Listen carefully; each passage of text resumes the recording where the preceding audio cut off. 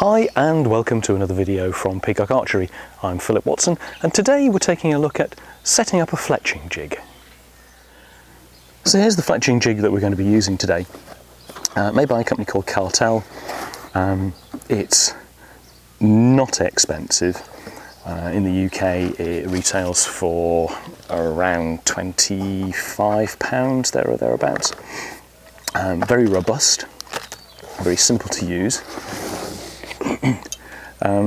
But a bit of a bit awkward to set up, and the reason for that will become apparent in a second. I'll just walk you around the components. So here's the vane clamp. It's got a little screw in here so that you can screw the sides of the clamp apart. I tend not to use that for reasons that will become apparent. I've done a video on how to use this, and I'll put a link to that in the description box. So there's the vane clamp. Here's the main body of the jig. So the place where we clamp the vane clamp. Two little magnets in there. The nice thing about this one is that the magnets are not super magnetic, so they stick enough, so it's a good firm clamp, but not so much that you can't easily remove it. Some of the ones on the market, the magnets are incredibly strong. It just makes it really difficult to adjust it when it's on the jig. Got a couple of adjustment screws here for whether we want the fletching straight down the length of the arrow or whether we want it slightly offset. And this is the meat of the jig. And what I'm going to do is just take this apart. What I have brought with me is a little pot for the bit. Comes with a couple of Allen keys.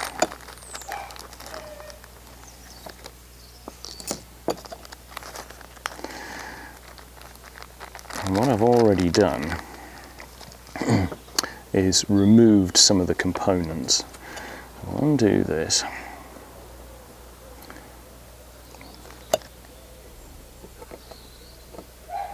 Pop that into there as well.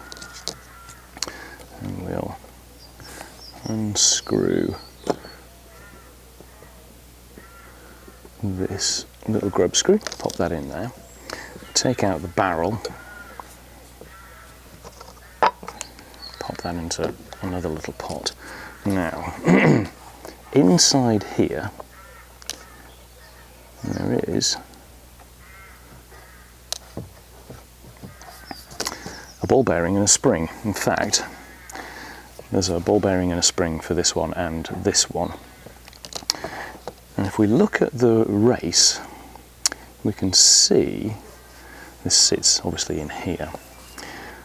This one here has got 1, 2, 3 little indents, and then we get back to the start. This one has got 4, 1, 2, 3, 4, and then back to the start. Now, if we put both ball bearings and springs in here, then we're going to get 7 clicks for a full rotation, and it's awfully confusing. So what I tend to do is, when I'm setting this up for folks, is I'll take out the one for the 4-way, just leave the one for the 3-way in place.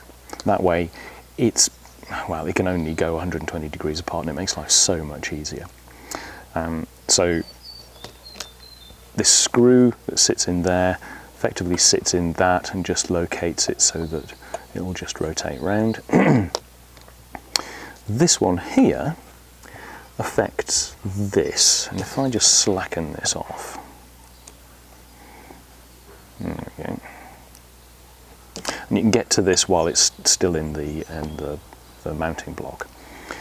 Now, if I hold on to the body, I can rotate this bit, which is the knock locator. I can rotate that independently of the body, so I can set it up for both recurve and compound, which is jolly handy.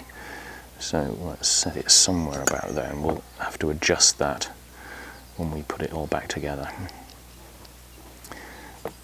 So the other thing I'm going to do is clean it up. You can, if you want, put a little bit of oil, grease on there, just to lubricate it, and I mean a really, really, really tiny amount. What I tend to do is I will use, if I can get the lid off, tiny little bit of petroleum jelly, Vaseline, and it is just the slightest smear, just to provide a little bit of lubrication. Obviously, the more goop you put on here, the more it's going to attract dirt and grime and all the rest of it, so you want barely nothing at all. So let's get back to reassembly. So barrel goes in, and this one, this screw, you only really need to do these things up thumb tight. So now that's free to rotate in there. Next is our ball bearing, and this is where it gets fiddly. So this is the 4-way, that's the 3-way, so I'm going to drop the ball bearing into the 3-way. Then there's a spring to provide a little bit of counter pressure. Let's make sure that that's in, and a grub screw. Make sure I get the right Allen key. And this is where you've got to hope, a bit awkward, hope that you don't, the whole thing doesn't go ping with little bits flying all over the place. So how positive a click you want is determined by how far you screw this in. Far enough so that you've got a click, but not so far that you can't rotate it. And there we are, you can hear that positive click. Good.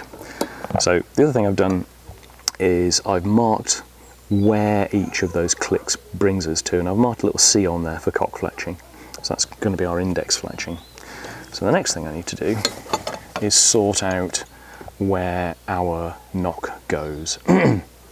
So if that's the string, then the knock wants to go that way.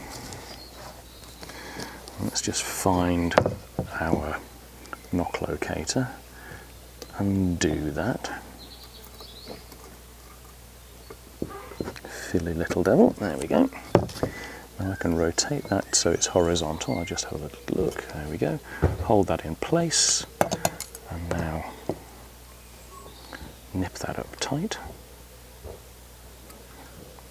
There we go. I just happen to have an arrow here. So we clip that into the receiver, and there we are. So the last thing we need to do is figure out where this bracket needs to go. And it can go in lots of different places. So I'm just going to loosen that off slightly. So depending on the size of your arrow, you can move this bracket. Let's wind it off a little bit more so it will move a bit more freely. There we go. So it can go all the way over there, all the way back there. It's quite a lot of free movement, and obviously you can set it at an angle, so you can set your fletchings at an angle. I'm going to set these ones to be parallel, and I want the knock, let's just get that in the right place, and I want the fletching tool to sit so that it is just flush with the centre of my arrow, which is allowing for the thickness of the fletching tool is probably going to be about there. So we're just going to nip that up gently just there. There we go. I'll test that.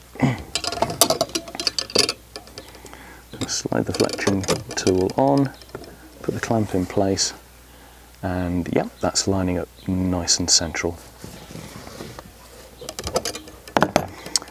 And there we go. What I would suggest is your spares, it does come with a little Ziploc bag, drop those spares in there so you don't lose them. Same with the Allen keys, drop those in there as well so you don't lose them, and just keep them with the box so that you've always got those handy. And that's it, simple as that. Thanks very much for watching, and see you again next time.